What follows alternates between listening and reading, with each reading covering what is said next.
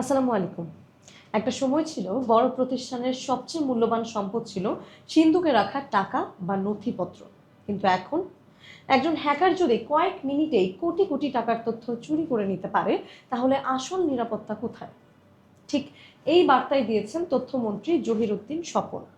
বাংলাদেশ আনসার এবং গ্রাম প্রতিরক্ষা বাহিনীর নতুন ডিজিটাল মিডিয়া প্ল্যাটফর্ম প্রান্তিক কণ্ঠস্বর এর উদ্বোধনী অনুষ্ঠানে তিনি বলেন, আজকের বিশ্বে সিন্ধু পাহারা দেওয়ার চেয়ে কম্পিউটারকে হ্যাকার মুক্ত রাখা এবং হাজার মাইল সীমান্ত পাহারা দেওয়ার চেয়েও সাইবার নিরাপত্তা নিশ্চিত করা বেশি গুরুত্বপূর্ণ।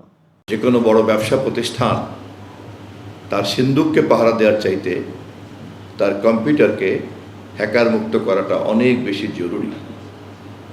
এখনকার যুগে অসংখ্য নিরাপত্তা বাহিনী পালার চাইতে ক্লোজ সার্কিট ক্যামেরার সঠিক ব্যবহারটা অনেক গুরুত্বপূর্ণ। মন্ত্রী বলেন, আধুনিক যুগে নিরাপত্তার ধারণাই বদলে গেছে। এখন যুদ্ধ শুধু অস্ত্র দিয়ে হয় না, আর হুমকিও শুধু সীমান্ত থেকে আসে না।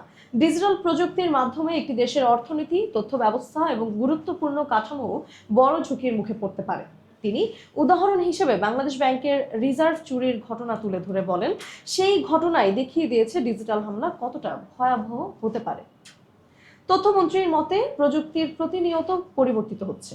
তাই ব্যক্তি, প্রতিষ্ঠান এবং রাষ্ট্র সবারই নতুন প্রযুক্তির সঙ্গে নিজেকে নিয়মিত আপডেট রাখতে হবে। নইলে আজ যে আধুনিক, আগামীকালই সে পিছিয়ে পড়বে।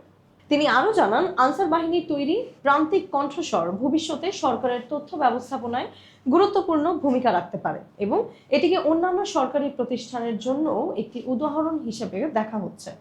এখন প্রশ্ন হলো, আপনার মতে বর্তমান সময়ে একটি দেশের সবচেয়ে বড় নিরাপত্তা চ্যালেঞ্জ কি? সীমান্ত নিরাপত্তা নাকি সাইবার নিরাপত্তা? আপনার মতামত অবশ্যই কমেন্টে জানাবেন। ধন্যবাদ।